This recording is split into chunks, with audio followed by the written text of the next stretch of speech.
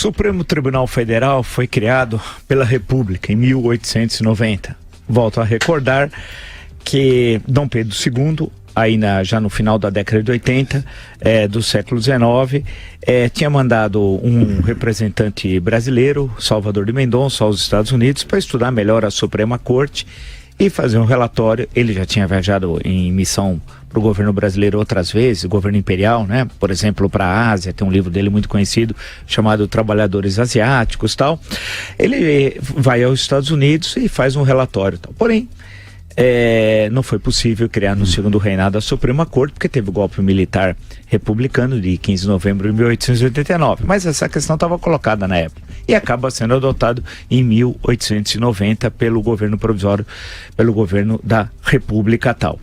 A adoção com a criação do STF, ele tem, portanto, uma história de um pouco mais de um século tal. Não é, volto a dizer, infelizmente, não digo com prazer, uma bela história tal, de defesa dos direitos civis, das liberdades, da democracia, muito pelo contrário.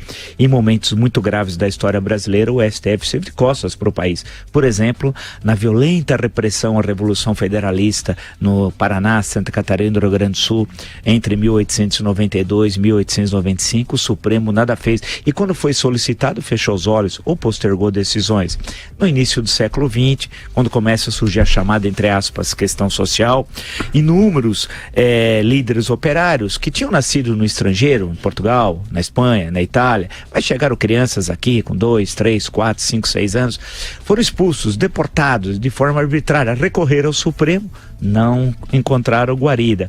No começo dos anos 30, a violação dos graves direitos, recorreram também ao Supremo, silêncio absoluto. Num episódio muito representativo desse fato, na deportação de Olga Benário Prestes, o que o Supremo fez? Nada. Toda a ditadura do Estado Novo teve alguma decisão do Supremo em defesa das liberdades que estavam sendo massacradas pelo ditador Getúlio Vargas? O Supremo silenciou.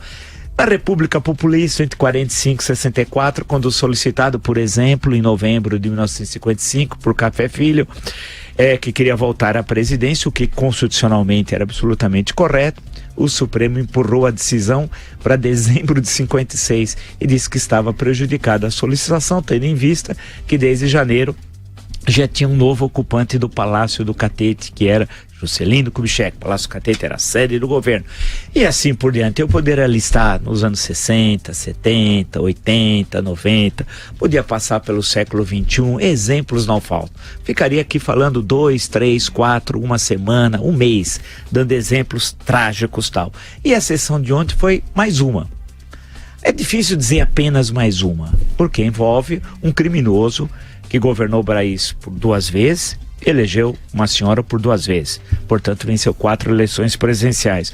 Um senhor que organizou o maior sistema de corrupção da história da humanidade, que destruiu a maior empresa brasileira, né? Que desmoralizou a justiça, que estimulou a violência, o desrespeito, a corrupção, como nunca na nossa história. Esse senhor, Luiz Inácio Lula da Silva, foi beneficiado, claramente. Antônio Palocci, por exemplo, que está solicitando o habeas corpus e não entra na pauta.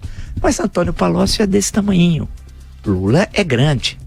E o grande acordão antirrepublicano dos traidores da pátria, qual que é? Lula não será candidato a presidente por causa da lei da ficha limpa, condenado de segunda instância, apesar que vão lutar por uma liminar. Aguardem.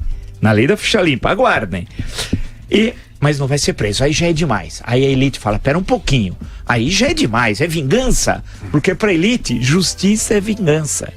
E o STF cumpriu seu papel triste. Foi uma sessão vergonhosa, em todos os sentidos, na argumentação jurídica, nos exemplos históricos.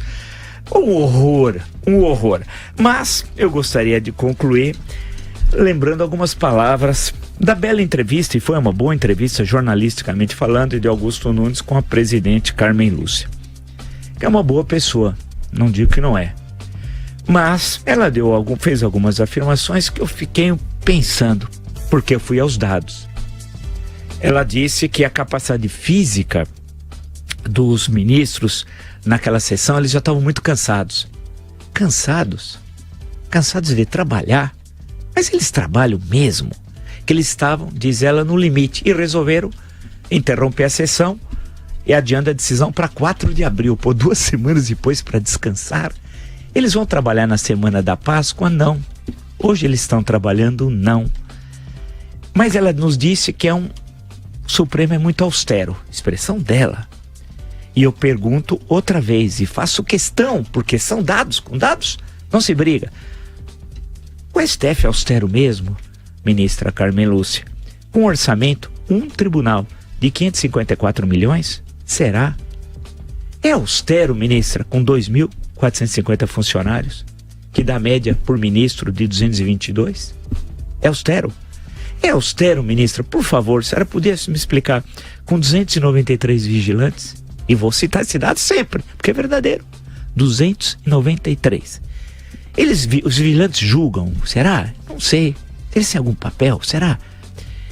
85 secretárias, austeridade, 194 recepcionistas. É austeridade, senhora ministra? 25 bombeiros, 19 jornalistas, 116 serventes de limpeza, 116. Deve ser limpeza, hein? Muito limpo lá, deve ter gente com obsessão por limpeza, né? Um transtorno obsessivo. 24 copeiros, 27 garçons, 58 motoristas, e a lista é grande. Tem até dentista, auxiliares de educação infantil, e por aí vai. É austeridade? Não é. O Brasil quer esse Supremo? Não quer. Esse Supremo tem justiça? Não. Ontem mostrou mais uma vez e vai continuar mostrando enquanto essa estrutura não for mudada. Eu insisto e tenho dito aqui durante anos, essa república deu o que tinha de dar. Nós precisamos de uma outra estrutura legal e constitucional, de uma outra república. Esses 3 poderes estão carcomidos. Nós vamos ficar maldizendo durante semanas, meses e anos. Só vamos mudar quando essa estrutura for alterada. Aí poderemos construir outro Brasil. Com essa estrutura, não acredite, vocês vão ficar decepcionados ad eterno.